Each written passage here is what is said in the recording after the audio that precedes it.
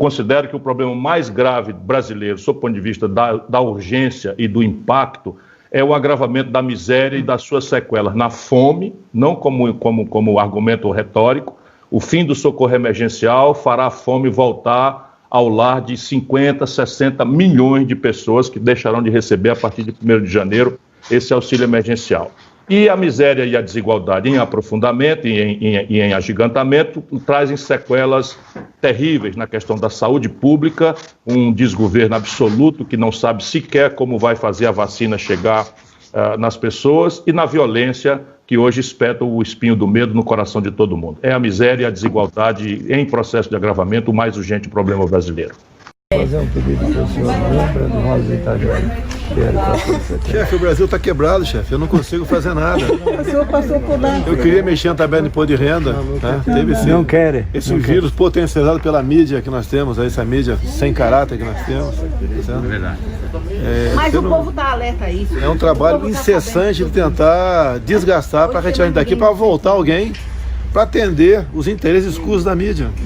Mas veja o que acontece. No 31 de dezembro acaba o socorro emergencial e nós pegamos a economia brasileira com 14,x de desemprego, 5,x de desalento, que é como o IBGE chama o desempregado que desistiu de procurar emprego, com pela primeira vez na história a maioria do povo sadio para o trabalho empurrado para a informalidade, sem nenhuma proteção, e você falar em produtividade na economia, cuja mais da metade está na informalidade, é um contrassenso absoluto. Não vai ter grande produtividade no Brasil, jamais. Salário mínimo congelado e a inflação da cesta básica comendo o orçamento doméstico, se não tiver saque em supermercado é porque eu não conheço mais o Brasil. Esse é o cenário. Agora, o ano fiscal morrendo, vamos lá para o terrorismo que o André está denunciando. Dívida pública alcança 100% do PIB em 12 meses, déficit primário R$1 trilhão nos 12 meses, e a justificativa de que a despesa tinha que crescer pela pandemia, todos nós concordamos, mas déficit é uma relação entre receita e despesa. Nenhuma ideia na receita. Nenhuma ideia na receita. Nem sequer um pente fino nas renúncias fiscais, que atinge no ano de depressão econômica R$300 bilhões. No Brasil, locadora de veículo como a Localiza tem renúncia fiscal. E multinacional de automóvel tem renúncia fiscal. Negócio sem pé nem cabeça, tudo clientelismo, suborno, corrupção. Então, essa é a tragédia do ano 2021. Qual é a ideia dessa gente?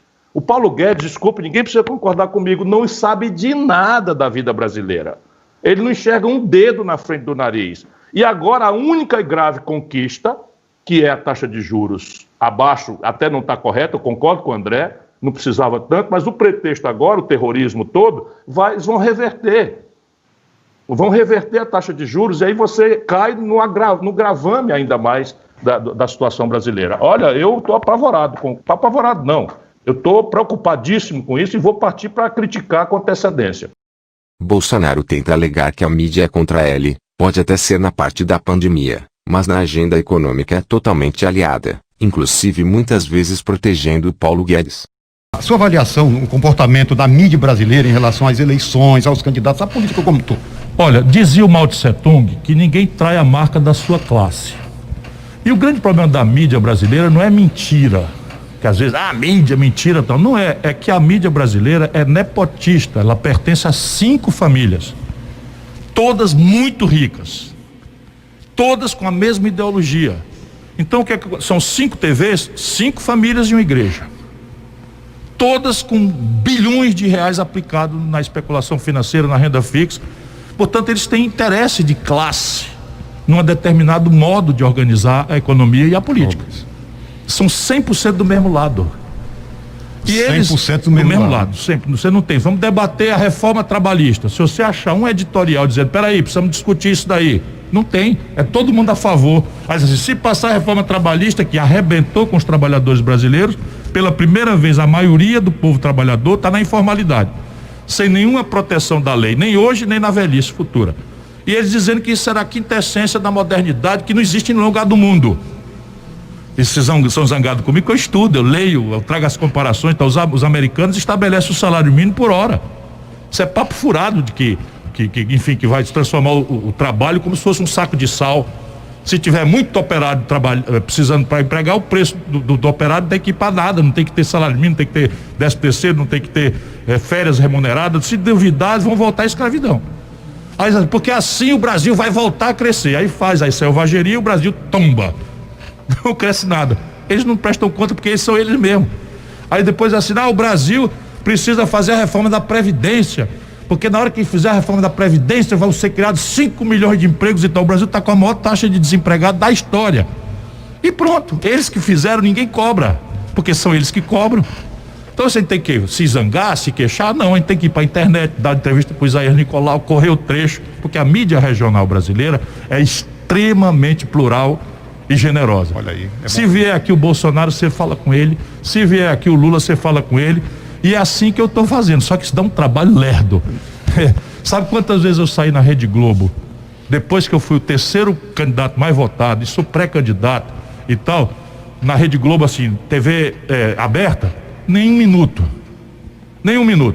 Aí se você olhar o Sérgio Moro assim, o Bolsonaro disse que a vacina ele ganhou do Dória e tal, vamos perguntar a opinião do Sérgio Moro. O Sérgio Moro está todo dia dando opinião. O Luciano Huck tem 3 horas de programa todo sábado. Aí se você assistir o programa do Luciano Huck, nós precisamos trazer educação, precisamos superar a desigualdade, discurso político o tempo todo. Aí eu acho que eu vou sobreviver, né, como elegante, com palavras doces, finas. O que eles querem é dizer o seguinte: o Ciro é bocão. Não é porque eu sou bocão, é porque eu digo, o Brasil é um de 2 países do mundo que as grandes corporações não pagam imposto. Só o Brasil e a Estônia. Só o Brasil e a Estônia não pagam imposto sobre lucros e dividendos empresariais. Por que essa resistência toda, hein, Ciro? Ninguém trai a marca da sua classe. Por quê? Porque um nosso ouvinte aí perguntou se o Brasil tinha jeito. Tem jeito, mas não é com conversa fiada. Se eu botar todas as crianças em idade escolar em tempo integral, não existia nenhuma vaga em tempo integral no Ceará quando nós começamos a trabalhar, muito menos em Sobral. Hoje nós já estamos mais da metade dos estudantes em tempo integral e vamos avançar. Isso demora, dá trabalho, só quem nunca deu um dia de serviço acha que é fácil fazer, mas vamos fazendo. Isso custa dinheiro. E eu tenho que dizer de onde é que vem o dinheiro. E no Brasil é assim, quem paga imposto é pobre e classe média. E empresário formal, pequeno. O Itaú, vou logo, pronto, por que me odeiam? Por que eu sou bocão? O Itaú, nome e sobrenome, distribuiu recentemente 9 bilhões de reais, com B de bola, de lucros e dividendos para 4 famílias e não pagou um puto de imposto. O Isaías Nicolau chega no fim do mês na Rádio Tupinambá, deixa 27,5% de imposto na renda dele. O pobre que está nos ouvindo, quando vai comprar remédio, quando vai pagar o celular, quando vai pagar energia elétrica de casa, paga 40% de imposto sem nem saber. É isso que eu digo. E assim, negue para mim que não é verdade. Eles não fazem, porque isso tudo é estudado. Então eu estou propondo mudar isso. Eu quero diminuir a tributação sobre os pobres e sobre a classe média e sobre a empresa e sentar o pé num sistema tributário progressivo igual ao mundo. Sabe quanto é o imposto de renda de quem ganha 500 mil para cima nos Estados Unidos? 50%. 50%. Quando eu fui ministro da Fazenda do Itamar, eu botei 35%. O Fernando Henrique revogou e o Lula manteve revogado para 27,5%. Aí uma pessoa que ganha R$2.050 hoje paga 12% de imposto. No salário, meu irmão. Só quem paga no imposto do Brasil é classe média e trabalhador. E empresa formal.